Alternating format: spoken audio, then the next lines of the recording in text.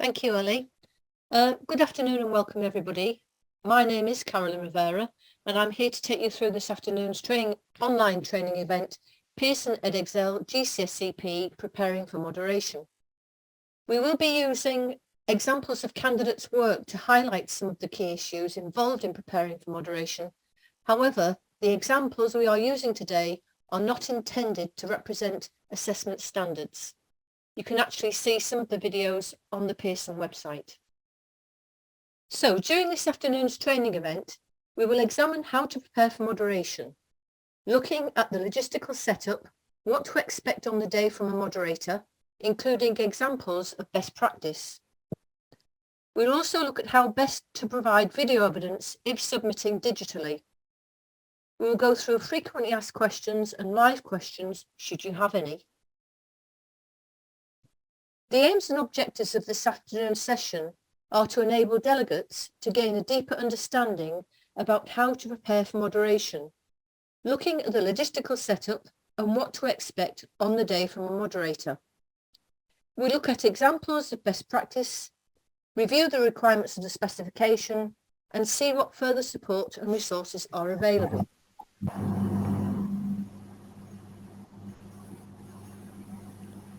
To recap, non-examined assessment, or NEA, is the name given to the internally assessed components. These being Component 3, which is the Practical Performance component, and Component 4, which is the Personal Exercise Programme, or PEP component. Today's training event is looking at preparing for the moderation of Component 3, the Practical Performance component. Teacher assessors must ensure that all aspects of the course follow the specification and that all formal assessments are carried out in accordance with the marking criteria in the Practical Performance Assessment Criteria, commonly known as the PAC, and which we are currently using version 5. The NEA components are marked by the teacher assessors and externally moderated by Pearson. As a reminder, each of the 3 practical performances is marked out of 35. The 3 marks are added together to give a total for this component out of 105 marks. Each assessment grid contains 2 columns, headed as follows. The performance of the skills and techniques in isolation, which is marked out of 10 marks, and the application of skills, techniques and decision-making under pressure during conditioned practices and conditioned formal competitive situation, which is marked out of 25 marks. So there's 2 elements of the assessment to mark separately there. Learners can be assessed at any point throughout the course. It is important to note that when presenting evidence for moderation, centres must ensure that the students are of the same standard as they were when they were assessed, and that's in both elements of the criteria. Moving on now to looking at how to prepare for moderation and the logistical setup.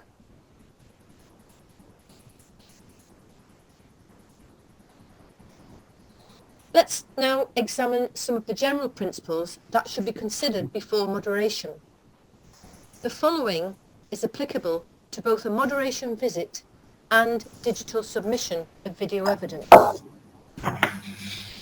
You need to ensure that learners have been assessed in 3 separate activities and/or sports.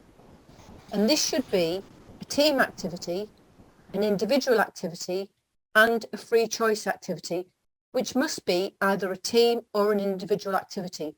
And just to emphasise, those activities must come from the list that can be found in the specification and which is Ofqual approved and applies to all of the awarding organisations. Secondly, make sure that learners have been awarded a mark for both elements of the assessment criteria. This being the skills in isolation and the application of skills, techniques and decision-making in a formal competitive situation. It is important to consider that the genre, style, stroke or event of the activity is the same for both elements of the assessment criteria. So, for example, if a learner is offering swimming as one of their individually assessed activities and they have been assessed in the front crawl stroke for the skills and isolation, this should be the same for the assessment of the application of skills in a competitive race. They need to race using the front crawl stroke. It is important to ensure that the final marks have been awarded by the teacher assessor, including any activity that has been delivered or assessed off-site and or by an external coach or instructor. Lastly, it is crucial that the centre can provide evidence of the assessment of all activities for all learners, including off-site activities at club level.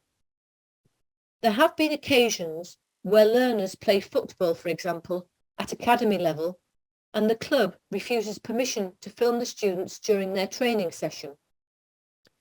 Similarly, if a public swimming pool refuses filming to take place for learners who are offering swimming as one of their assessed activities, centres in these cases must find an alternative solution to such issues, as it is an Ofqual directive that evidence should be submitted for the purpose of moderation in all activities that have been assessed.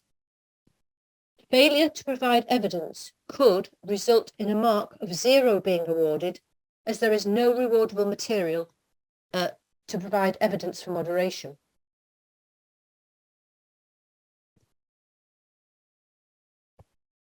Looking at some more of the general principles that should be applied prior to moderation.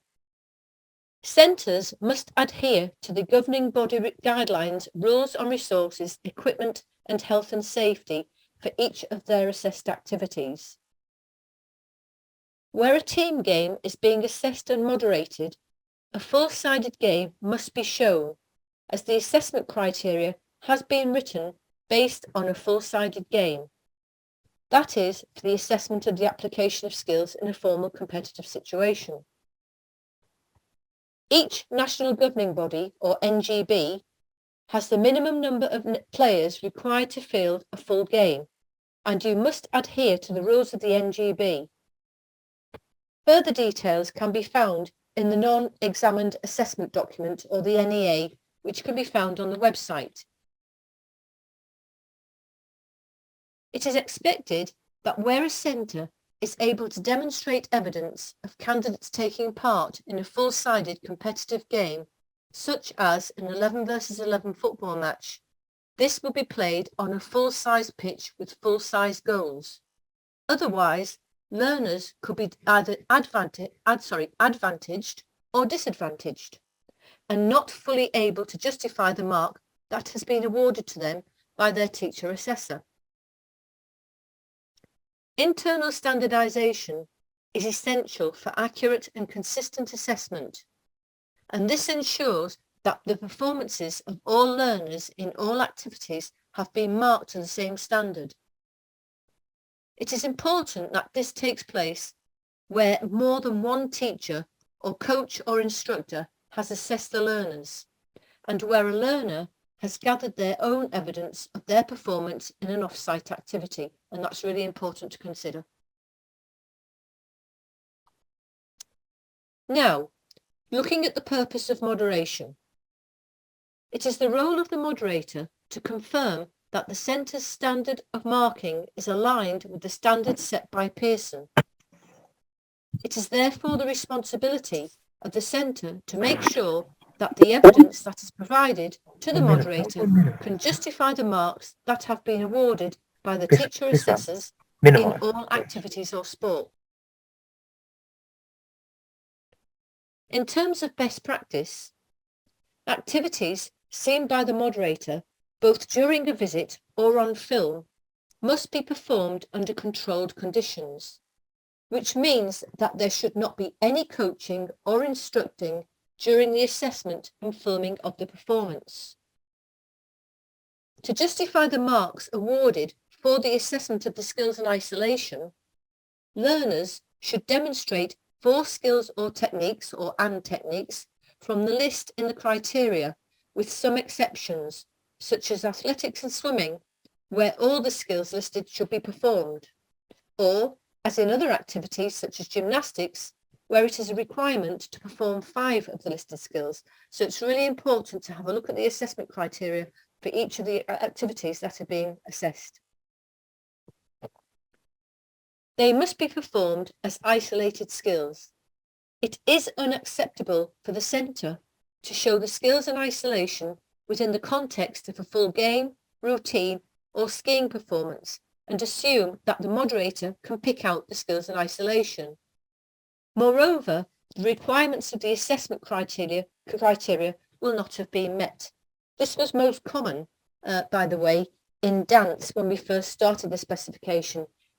Some centres simply showed the learners performing a routine and expected the moderator to kind of draw out, to extract the skills in isolation from the performance. So it's really important to make sure that you show the skills in isolation as a set of isolated skills. Skills are hierarchical, from basic to advanced, and practices should be differential according to learner marks.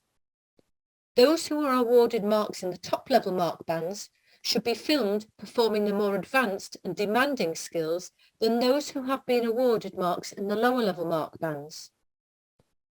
Therefore, if showing the full range of ability, you may need 3 different practices. You may also need to increase the pressure for the more able. Show the skills in isolation in context of the activity. Static practices should not be shown during moderation, unless, of course, you have learners who can only access marks from the lower level mark bands, and in which case it would be appropriate that they perform the most basic of skills. If showing the skills from the gymnastics and dance activities, show repetition of movement pattern so that the learner can demonstrate the consistency of the quality of the performance. So repeat, for example, travelling down the room, across the room, a couple of times for the same learner to show that consistency of quality of performance.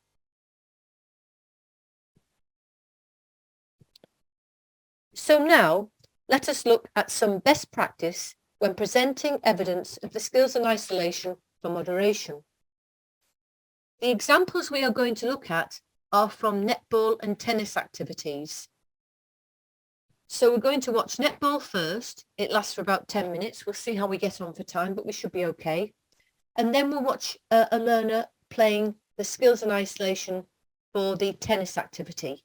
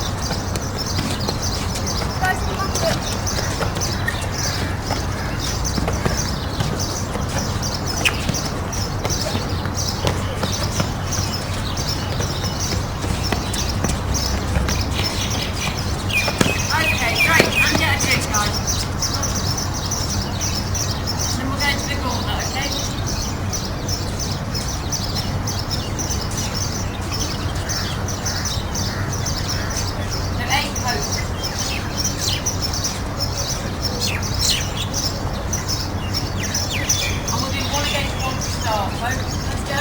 8 toes.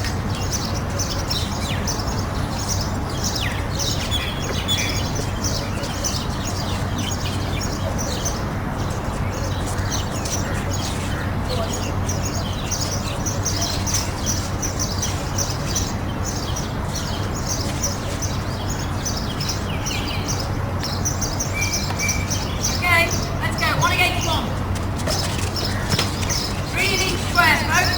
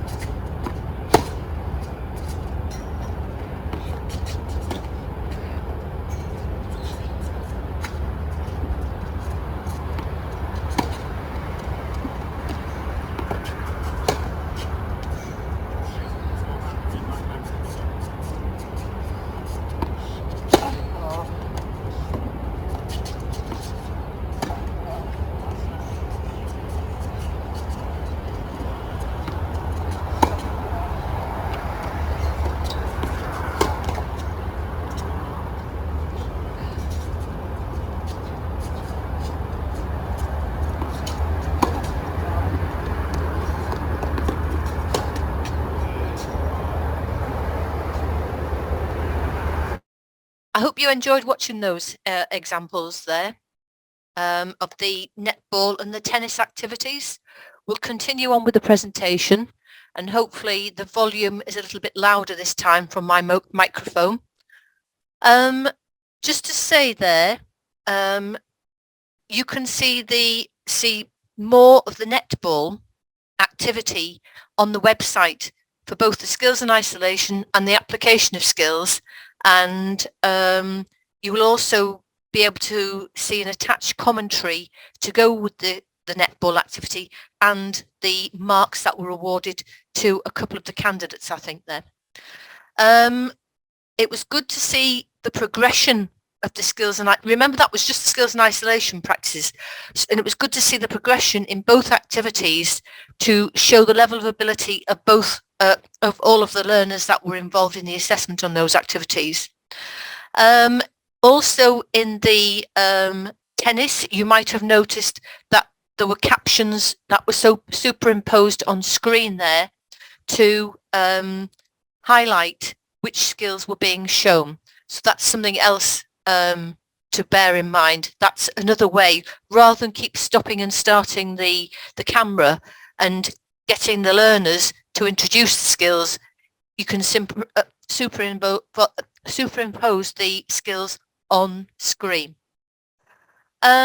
Question there during that video, is it possible to edit the video and avoid the noise? To be quite honest, that noise level was okay. It didn't disrupt the performance of the learners at all. So that level of disruption in terms of noise is okay. We don't like videos to be absolutely silent. So we do like the noise because you can hear parts of the assessment coming through via the sound. For example, the communication skills during the games, or hearing learners score and say what the rules are of the games. So it's really important to have some noise, particularly those communication skills. So I wouldn't edit out all noise, not unless you actually, it is so disruptive and too loud to spoil a performance. Another question, I know it's off the trail here a little bit, but the question was, do we attach all learners' performances from the various activities in one file? I wouldn't. I would suggest that you attach the learners' performances from each activity in one file. So a football file, a tennis file, a netball file, a swimming file, etc., etc., etc. And that makes it easier to moderate for us, actually. So let's move on then and carry on with the presentation. Looking further at best practice, to justify the marks awarded for the assessment of the application of skills, techniques and decision making under pressure in conditioned practices and in conditioned formal competitive situation. It is a requirement that this element of the assessment criteria should be presented in the context of a fully competitive game, race or routine, depending on the activity or the sport. It is important to consider that the assessment criteria incorporate a range of performance traits, all of which must be applied when awarding marks for this element of the assessment criteria. So not just the physical ability of the learners, and evidence of which must be presented for moderation. So remember to look at all the performance traits, the decision making, the tactical application to the game, routine, race, whatever, decision-making skills, communication skills, which I mentioned just earlier on, kind of application towards the performance of the team, specific position playing roles within a team and how they contribute to the overall team performance. So it's not just the physical skills that should be looked at when assessing and presenting evidence of in moderation for this element of the assessment criteria.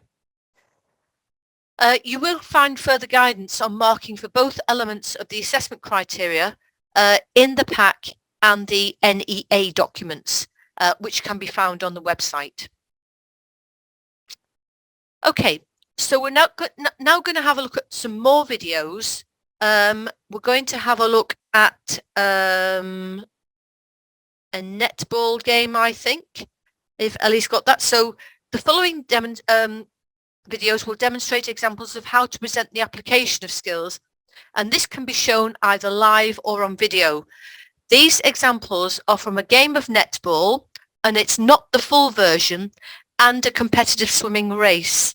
So Ellie, if we could watch the netball game, please, followed by the swimming race. Thank you.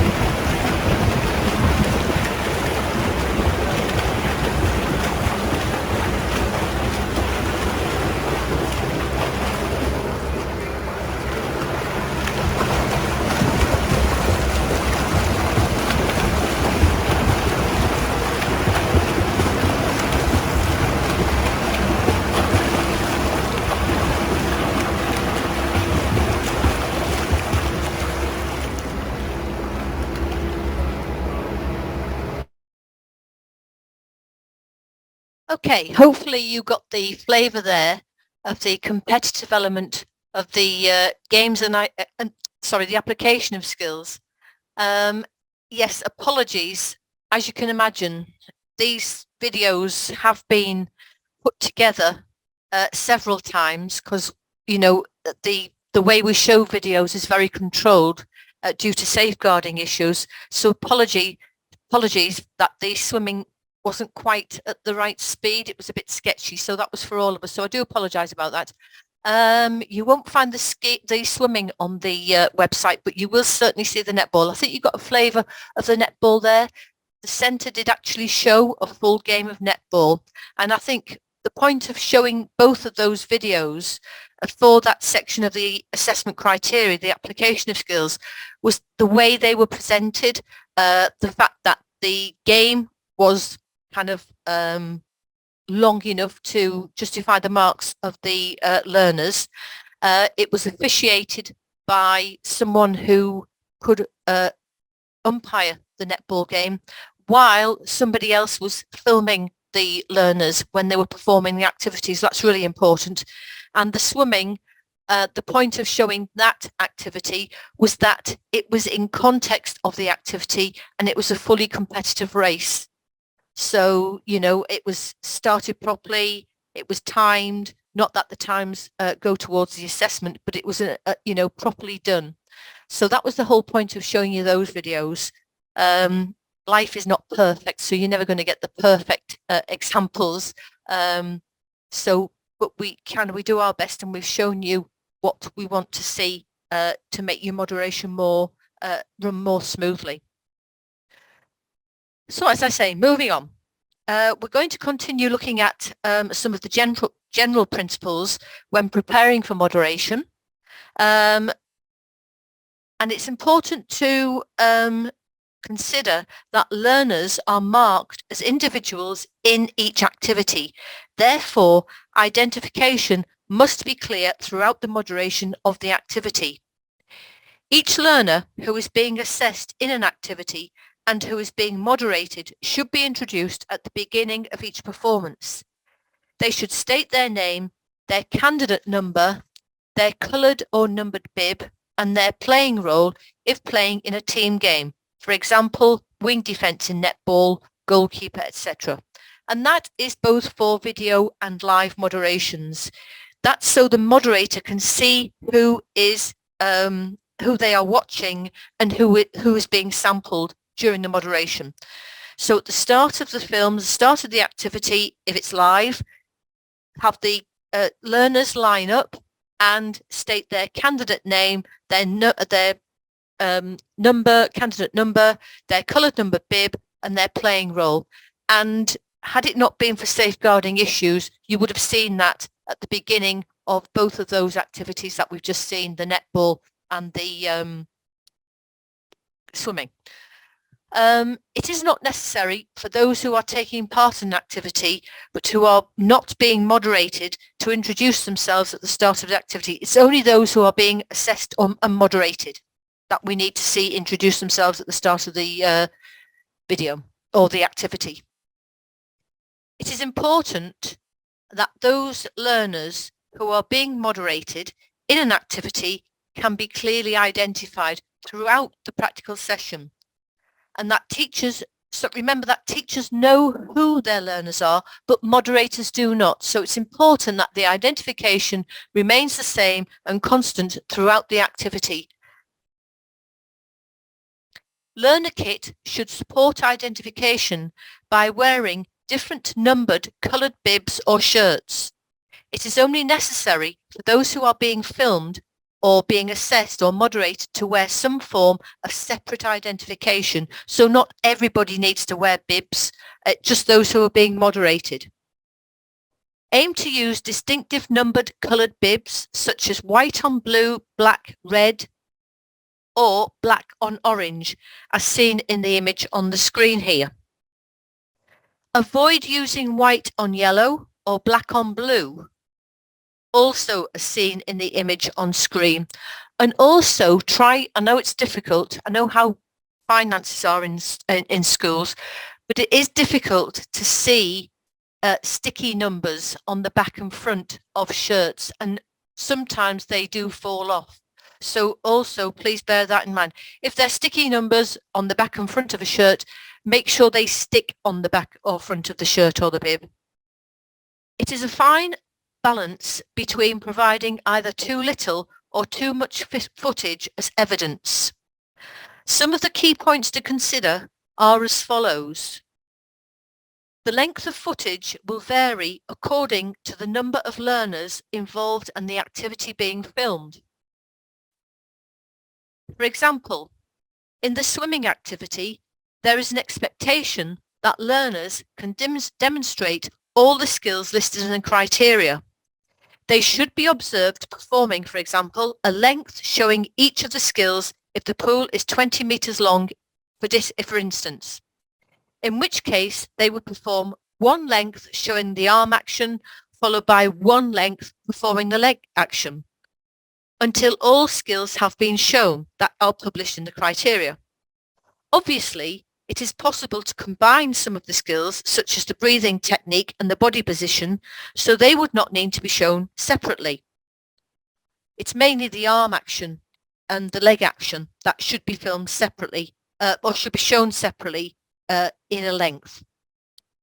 A fully competitive race against opponents of similar ability should then be provided separately as evidence for meeting the requirements of the assessment of the application of skills, techniques and decision making in a formal competitive situation. If assessing and filming a game, evidence of the skills in isolation is required as listed in the criteria for each activity. Evidence of the assessment of the application of skills, techniques and decision making should be shown as one game. If showing football, netball, hockey, handball, basketball or rugby, for example. And this should consist of two halves of approximately a minimum of 10 to 15 minutes and playing to the full rules of the game. This should represent evidence of the learner's best performance and which justifies the marks that have been awarded. It is not necessary, if doing video moderation, to submit evidence of more than one game or match for each learner who is being assessed in an activity. This does not always provide further justification of the mark that has been awarded, so it's the best performance for each learner that we need to see. It's not like during the COVID pandemic when teachers had to send in a basket of evidence with as much evidence as possible to justify marks. We just need to see one piece of evidence that involves the learner's best performance. So as a rough guide, if you base the timing around a 1 hour session in length for the filming of each activity, that should enable you to provide sufficient evidence of both elements of the assessment criteria. This is applicable to both a visiting moderation session and the filming of a session. It is also important to consider the national governing body guidelines for length of playing times in the various sports for the appropriate age levels.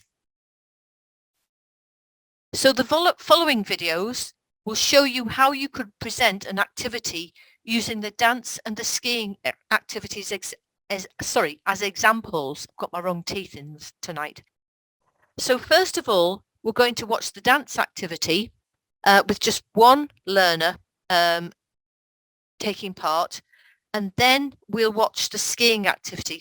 Ellie, if you could stop the dance activity at the end of that, and I'm just going to say a little bit about the skiing activity before we watch that video.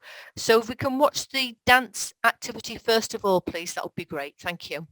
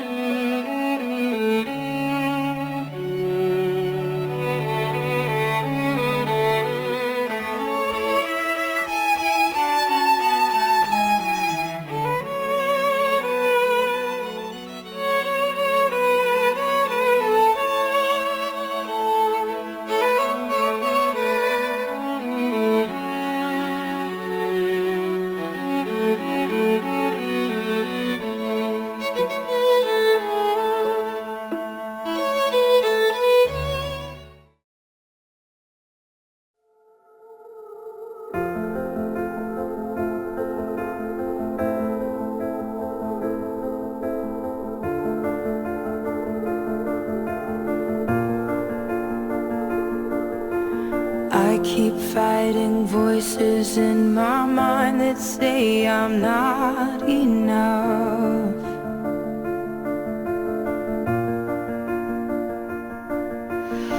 Every single lie that tells me I will never measure up.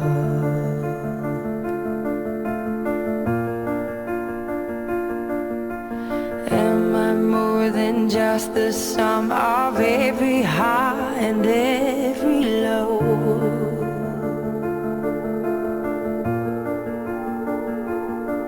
Remind me once again just who I am, because I need to know. Ooh, oh, you say I'm loved when I can't feel a thing. You say I'm strong when I think I'm weak. And you say I am held when I am falling short. And when I don't belong, oh, you say I am yours. And I believe, oh, I believe what you say of me. I believe, taking all I have and now I'm laying it at your feet.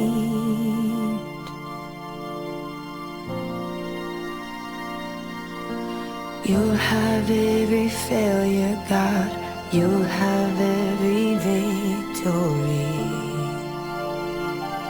Ooh, oh, you say I'm loved when I can't feel a thing. You say I'm strong when I think I am weak. You say I am held when I am falling short. When I don't belong, oh, you say I'm yours. And I believe, yes, I believe what you say of me. I believe.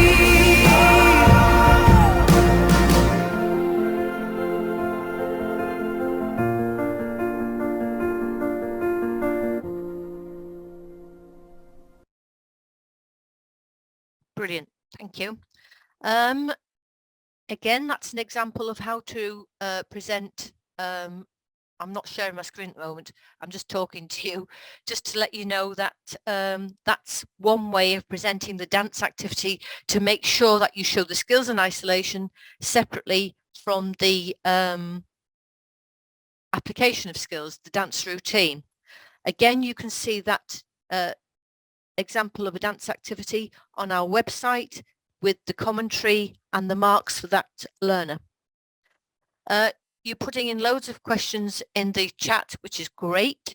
I'm trying to pick up some of the questions, but I probably won't have time to answer all of the questions this evening because we've got a little way to go yet.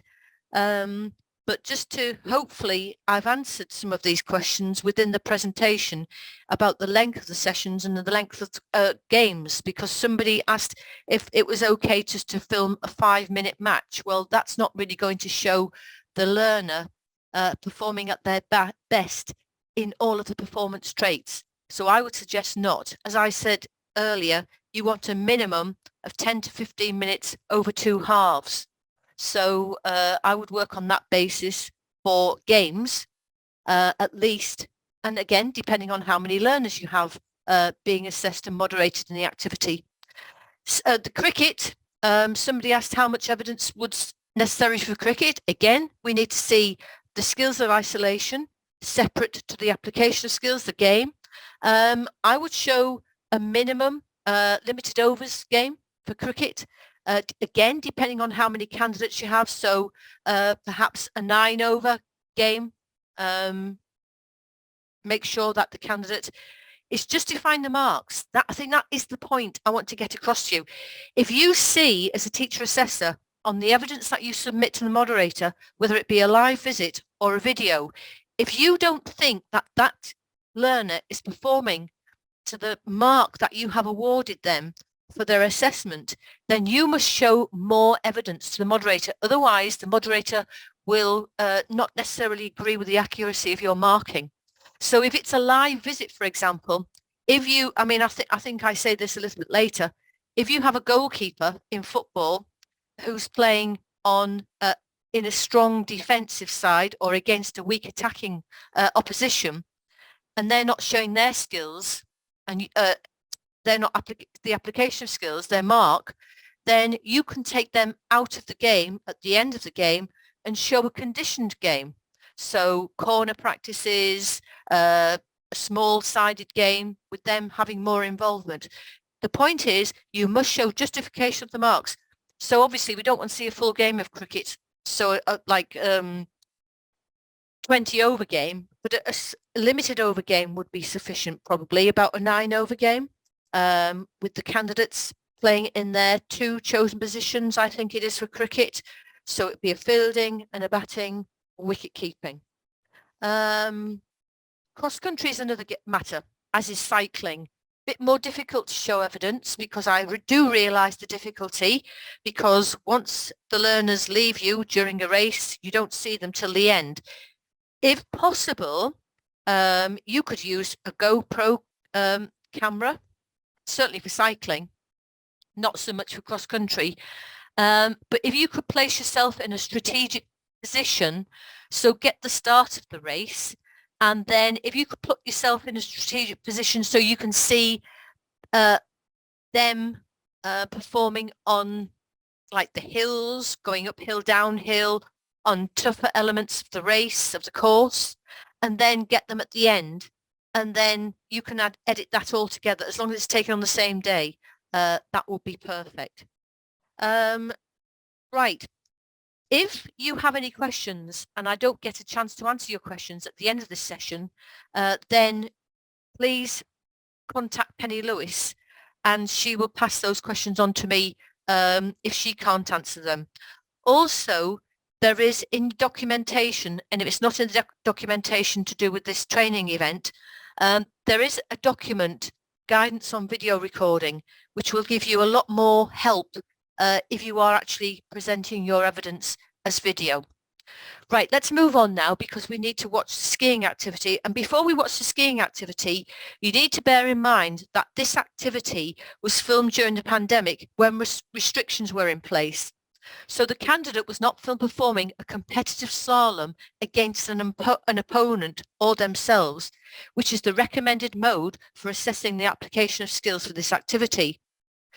Alternatively, as in this case, the learner can be seen skiing against the environment with suitably challenging terrain and slopes to ski against, which is acceptable if performed as appropriate to the marks awarded and the criteria as is published.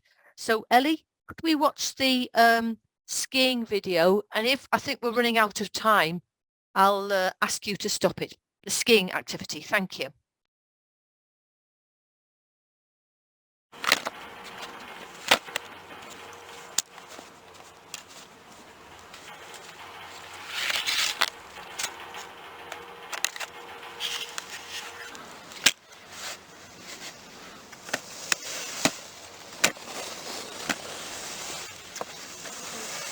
I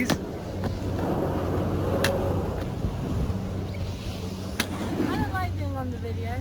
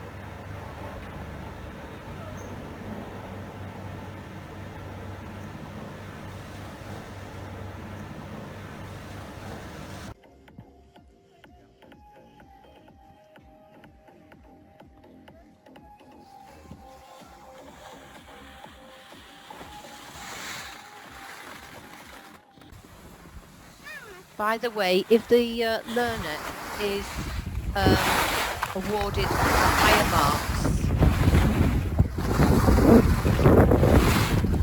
in this activity,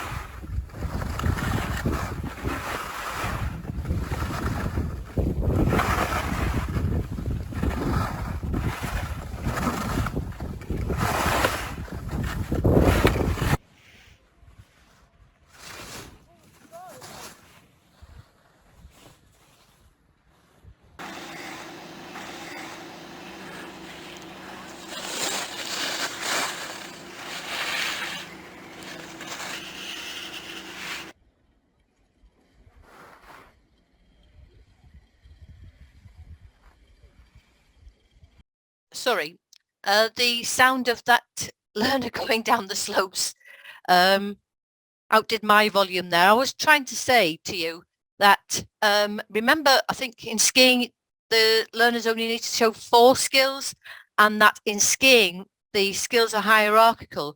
So at that particular point I was going to say, by the way, it's not necessary if a learner is marked in the top level bands, for example 4 or 5, they don't need to show them going on a drag lift or a chairlift, for example. They only need to show the more advanced type skills. That's applicable to all of the activities, by the way. Okay, we need to move on because time's marching on this evening. Thank you for your questions. I say I'm not going to get a chance to answer all of these questions this evening, so please contact Penny and she'll either pass them on if she can't answer them. She can generally answer most of the questions. Okay, so one final general point to consider is the number and the quality of those who are drafted in to help during the moderation of the activities and sports. It is worth considering the following: that it is only necessary to recruit the help of additional learners for certain aspects of the moderation of an activity. For example, if numbers are so low that a learner who is being moderated is unable to perform a required skill or technique, or for a conditioned game, or for a full competitive game situation, it is of little benefit to include too many learners at inappropriate times, as this makes it difficult to moderate the marks of those who have been assessed in an activity. Where it is necessary to include other learners in a moderation activity, the following should be considered. And I'm just going to stop there because somebody asked about cricket. They only have one learner. That learner still needs to show the application of skills. So it is if necessary, you need to kind of recruit other people to make sure that the numbers are adequate for them to show their skills and the application of skills and techniques and decision making in a competitive situation. So ensure that the quality of the helpers is appropriate and aligned with that of those who are being moderated. Learners who have been awarded marks in the top level bands should be given the opportunity to play against opponents and with team members who will allow them to maximise their potential. Likewise, those who are less able and who have been awarded marks in the lower mark bands should be pitched against opponents and with team members who are more sympathetic, so that they are given the opportunity to show their best work without being disadvantaged and swamped by better players who are not being moderated. Helpers need to be reminded that they are taking part in a serious examination and that they should behave and act accordingly. They are not taking part to cause an unnecessary distraction, even though they may be excited about taking part in an extra session of PE, which is always good. The information on this slide is applicable to both the visiting and video moderations. So the moderation window begins on the 1st of March for a centre visit or a remote moderation and ends on the 5th of May, which is when all marks must be submitted for the practical performance component. It is usual that a moderator will contact your centre towards mid to late February, round about now actually. We're just waiting for our allocations to come out. It is important to note that the moderator for component 3, the practical performance component, is not the same moderator for component 4, the personal exercise component. Once contact has been made and it has been established that your centre will be doing GCSE PE with Pearson Edexcel this series, the moderator will email a copy of the initial contact questionnaire or the ICQ to the teacher in charge of GCSE PE. This should be completed and returned as soon as possible. Now, it is acknowledged that this is a working document and exact numbers and activities may not be confirmed at this point. I mean, you might not have done your final assessments up to now, so we're aware of that, but we do need this document as we use it to follow up on any areas where there are concerns, or if the if the moderator wishes to ask any questions, any relevant questions with regards to your chosen activities.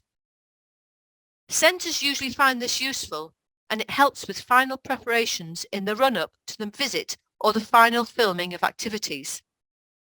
So for example, if the centre has asked for a visit at the end of March and one of the activities that has been assessed is athletics, the moderator could ask how this is going to be shown, such as, are the track, throwing or jumping areas marked out?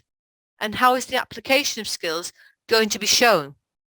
It could be that the centre has this activity in the form of video evidence, but hasn't marked it on the ICQ form. So that's really important. It's things like that that need to be brought out at this early stage so that there are no issues later on and before it's too late in the moderation process. Now, I'm not sure whether you're aware of this, but we've got some brand new and important information. This year, changes have been made to the candidate threshold for live visits. All centres in the 2024 examination series, that's this year, and onwards, are now entitled to a live moderation visit by a visiting moderator, regardless of their cohort size.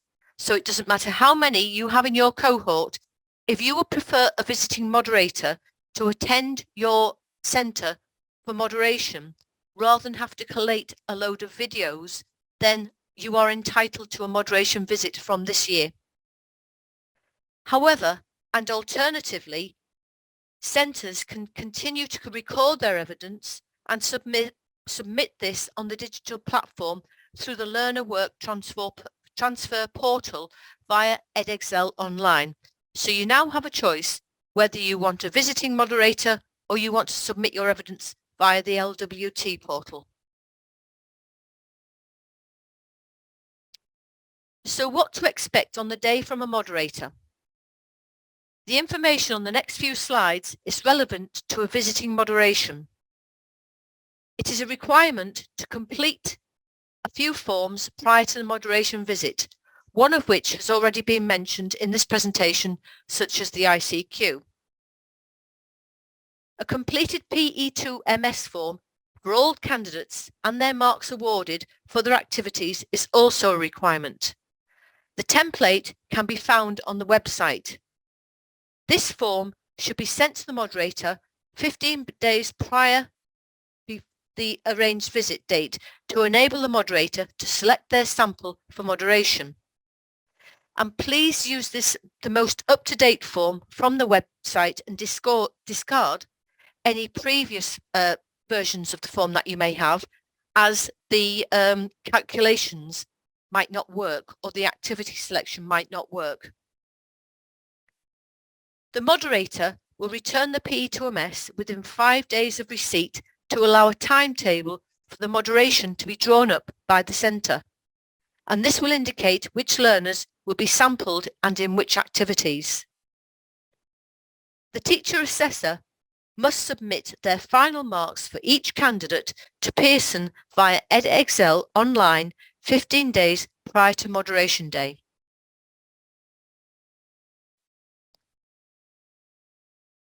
The candidate authentication sheet is another form which each learner must complete and sign before the visit, and this is to confirm that the learner's work is their own, and this form can also be found on the website and it must be seen by the moderator. I don't know why that form wasn't on that slide, it was before. However, it's the candidate authentication sheet. And your moderator will tell you anyway, so don't worry about that. So some general points to consider prior to a visiting moderation are as follows. All assessed activities must be available for the moderator to view. If the centre cannot show evidence of an activity live on the day, video evidence should be available to moderate. It is recommended that you collect some video evidence as a contingency in case a live visit cannot take place because of weather, changing staff, changing students, etc., etc. It is important to remember that to be eligible for a review of marks, teacher assessors should video record the sampled learners on the moderation day and submit on the digital platform through the learner work transfer via Edexcel online. Without video evidence, a review of marking cannot be requested. This should be a recording of the whole day as it happened. The normal sample size for moderation will be 30 candidate performances selected from across the full range of marks awarded by the teacher assessors. Approximately 60% of the activities offered by the centre will be included in the moderation sample, with a minimum of 5 activities being seen. So it's all in a day's work for a moderator to see 60% of the activities. Your moderator will confirm the exact details of the candidates and the activities to be sampled upon receipt of the PE2MS. It is important to acknowledge that it is not the responsibility of the centre to select the moderation sample. It is the moderator who will select the sample to be seen. On receipt of the PE2MS from the moderator, including the sample, the centre should then email a copy of the proposed timetable for the moderation day and a map or direction and postcode back to the moderator for their school. The moderator will email a copy of the E14 visit notification form to confirm their visit, which includes their name and contact details. The moderator will arrive approximately 15 minutes prior to the start of the first activity and report to reception. Ensure that your moderator is met and any issues are reported, including any absentees or changes to the moderation day plan. If you haven't had time to email a list of learners who are taking part in each activity with their ID for each activity prior to the visit, you should present this to the moderator on the day. Allow enough time to move around in between activities and allow for comfort breaks, please, including tea, coffee and lunch. It is usual to run with the timing of the school day. Ensure that all equipment, playing areas are ready for the timetabled activities, and learners who are taking part arrive on time for their activities. Please tell them in advance what is expected of them. Those who are taking part in the moderation should be prepared for each of their activities. The warm-up is not part of the assessment and should not take up time for moderation of an activity. Try and prepare your students beforehand. It is important to consider that the teaching staff are responsible for running the moderation day, not the moderator. Attempt to have 2 members of staff at each session, one to lead the session and the other to assist the session or record the session. If playing a team game, it is important to have someone who knows the rules of the game to officiate, as you've already seen in some of the examples this afternoon. It is up to teachers to decide if the learners' performances on the day justify the marks that have been awarded. If they have, there is no need to do anything further. If not, add different practices or change playing positions if in a game. As I said before about the footballer, change the position, change his team so that he's playing against the stronger attack with a weaker defence, for example. Or, as I said earlier, set up smaller condition games at the end of the session to allow them to show more of their skills, techniques and decision making under pressure, because it's you have to make sure that they justify the marks. It's not up to the moderator to say, I'm sorry, I haven't seen enough, or I can't see the mark that you've awarded here, you need to show me more. It's up to you to organise the session.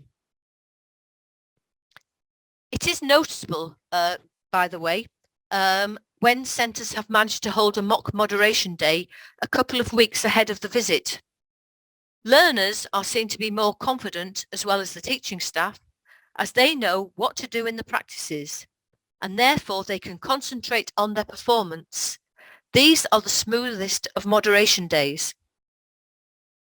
It is necessary to make a room available for the moderator to view any video evidence that has been selected as part of the sample. The moderator will watch this at some point during the day without any teaching staff present. And that's important because we're not allowed to discuss marks, remember.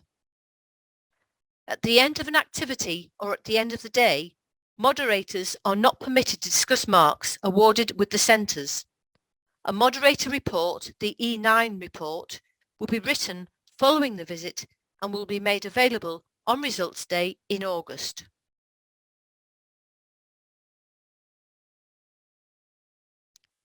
Let's now look at how best to provide video evidence if submitting evidence digitally. It is important to consider the general principles that have been mentioned in the previous slides. The key thing to remember is that the recording must provide justification of all the marks that have been awarded for all learners who have been assessed and who are part of the sample for moderation. And please, that does include those who submit their evidence from academy or club level, which is outside of school. Just because learners take part in an activity at club or academy level does not mean that they deserve automatic. The evidence that they provide for moderation must justify those marks in any scenario. A digital platform has been developed to send Pearson the non-examined assessment or coursework samples and associated paperwork. That's for the that's for the practical performance component and the PEP. This is the learner work transfer via edXL Online. It is no longer acceptable to send USB or hard copies of video evidence to a moderator. I'm afraid we can't accept those. The official deadline for submitting video evidence is the 5th of May. However, we strongly advise that this is submitted before this date in case the centre is asked to provide further evidence or there are any other issues, as that is the absolute deadline date. The moderator will confirm which learners and activities the centre will be required to submit work for on LWT for moderation. It is not necessary to upload evidence of the whole cohort unless, of course, it is less than 30 performances. To establish which learners are to be sampled, the centre should send the PE2MS to the moderator to confirm learner marks and activities. The moderator will then return the form to confirm the sample once they have seen the range of marks and activities that have been assessed. Guidance on how to submit evidence digitally for GCSE can be found in GCSE and A-Level Physical Education Digital Submission Guide, a copy of which can be found in your delegate pack for this event, or you can also find it on the Pearson website. The specification states that all recordings must be a complete and unedited recording of each performance.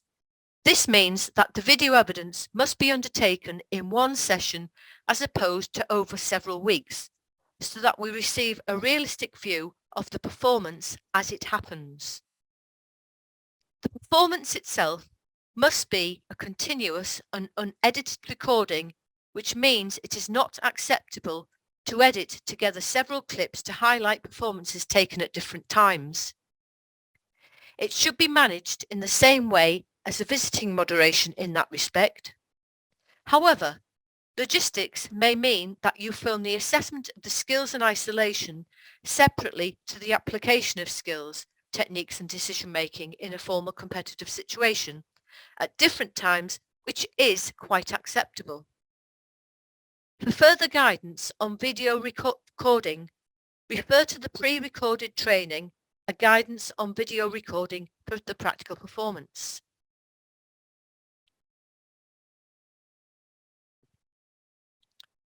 It is good practice to record the skills in isolation and upload as one separate file, and the application of skills in a competitive situation as another one separate file in the individual learner shared files section on LWT.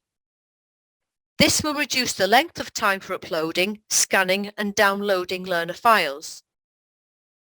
To reduce time further, remember it is not necessary to record the warm-up or any teacher instructions or the changeover between the activities. So if filming golf, for example, you don't need to film the learner or learners walking in between each hole. These bits can be edited out of the video. I'm just going through the forms that are necessary to complete for video moderation, if that's your choice. The teacher assessor must submit their final marks for each candidate to Pearson via Edexcel Online. The authentication sheet, which each learner must complete and sign, this form can be accessed on the website. All forms must be uploaded, if you're doing digital submission, onto the Learner Work Transfer portal under the Admin Materials section. Apologies for that blip there. All I was going through were the forms, which I've already gone through for live visits, so I don't think you've missed anything there, but apologies again.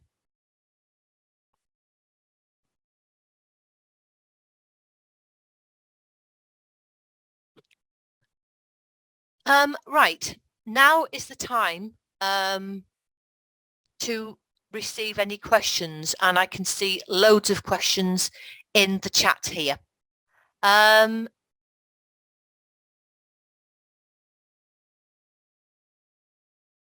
just going through the questions. Sorry about that sound.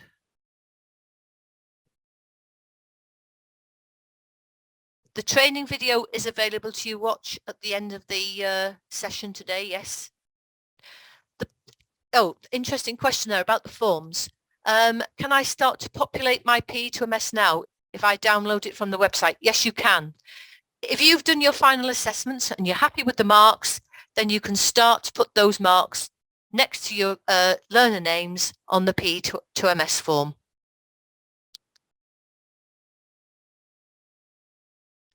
Okay, do we still have to collect video evidence for all students, even if their activity can be used for live moderation on the day? As I've said already, if you wish to apply or for a review of marks, because you're not happy with the marks from the moderator, then we do advise that you record the live session, otherwise you will not be able to apply for a review of marks.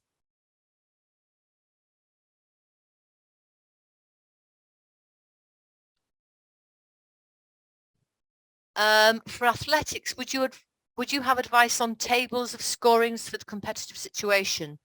No, we do not use tables. We do not use times, measures, distances for assessment purposes, because that will skew marks and will focus everybody's attention on those scores. We do not use marks in terms of measures, times, distances in athletics for scoring assessment purposes. So we don't use those tables. So no, we don't. In terms of academy, please be careful about using academy and club players for assessment, even video moderation. As you say, just because they play at a certain level and they've been doing this outside of school does not necessarily give them access to the highest mark bands unless they can provide justification according to the assessment criteria that is published in the practical performance assessment criteria. Then you know, don't assume that they will be able to access those top marks. You must look at that video evidence that they submit and verify the marks aligned with the assessment criteria. So please make sure that's the case. And somebody asked me about them not being able to wear a bib or any other identification, in which case they must introduce themselves at the start of the activity, say what colour they're playing, which position they're playing, how they can be seen on the pitch, on the field, on the court, whatever. But they must be clearly identified throughout the session. Skiing. Okay, so skiing, the environmental conditions are a variety of slopes, narrow corridors, moguls. Again, it depends on the ability of the learner. This must be appropriate and according to the level of the marks that have been awarded. So red runs, black runs, if they're hoping to get to the top level bands, level 4, level 5 marks, and skiing through narrow corridors, different environments, ice, powder, that kind of thing. So they're showing more advanced skills and techniques.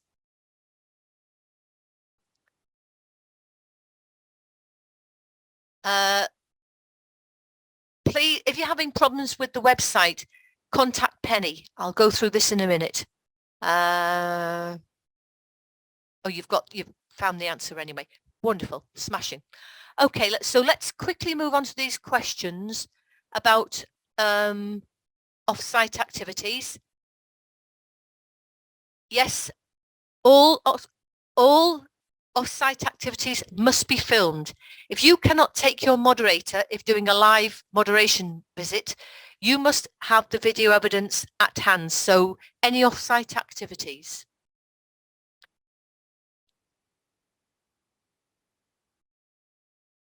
So what happens if a learner is injured or suffering from an illness and can't take part in the moderation day? So quite simply, as I've said there, the moderator would select another learner from the cohort to sample. This learner would most likely be chosen from the same activity as the injured learner or the ill learner and who has the same or similar marks. This would be noted on the E9 report that a learner from the original sample wasn't able to perform on the day, just to maintain rigour. And of course, if the learner is injured now and can't take part or hasn't done any final assessments, that's a different kettle of fish, and you might have to apply for special considerations in that case. And I've written a whole spiel there about cricket indoors. Is it possible to show games such as cricket indoors? I would say definitely not, unless the indoor area is big enough to show a full-sided game or even a minimum number of 9 aside, as stated in the NEA document and according to national governing body rules and regulations. It may be possible to demonstrate some of the skills in isolation, such as bowling and batting techniques in the nets. However, many of the fielding skills require a greater range of movement and use of space, such as when throwing the ball in from long range to the wicketkeeper or chasing a ball that has been hit towards the boundary and has to be fielded from that area. It is not possible to safely play a full game indoors. It would not be fair either to the students to ask them to play a full game in such conditions, as they would not be able to demonstrate all of the required elements of the assessment criteria. So when playing a full game, a limited overs game is recommended, showing elements of the physical skills in general, as well as position-specific skills, decision-making skills, such as placing of the field and playing to that field. The candidates would also be assessed applying team strategy, abilities to adapt to the environment, such as weather conditions, condition of the cricket, changing circumstances. That is, as well as being assessed on their ability to adhere to rules, health and safety regulations, etc., etc. Now, this would, as you would agree, would prove difficult to demonstrate indoors and would more than likely disadvantage the learners. I'm keeping my eye on the time here and we haven't got that long left.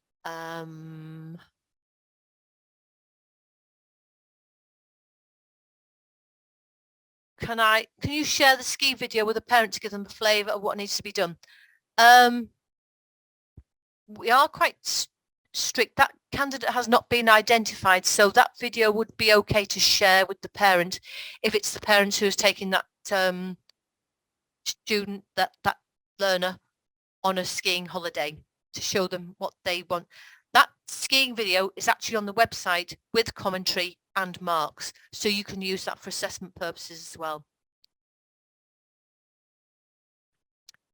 We don't use any learner identification, as I say, because of safeguarding regulations and requirements. Okay, let's move on. For further support, I would really encourage you to sign up to the regular updates sent out by our subject advisor, Penny Lewis. That is, if you have not done so already. Penny is accessible through our subject page and landing pages for individual questions, the link to which you will find on this slide. You will also see on the screen a list of the forms and guidance documents that have been mentioned in this evening's presentation. You will find these in the downloadable file in your pack as well. You will also see the link to the dedicated webpage to support you with the Learner Work Transfer portal, and the link to our webpage, which is where you will find all the forms that you will need for moderation and which have been mentioned in this evening's training. By the way, the NEA document, that's the non-examined assessment document, which I really strongly recommend you to read, because that's got the answers to most of your questions that I've noticed that you've been asking this evening. You'll find that on the website, and it has been updated. So an updated copy, which we're now on the 2406 series, can be found on the website.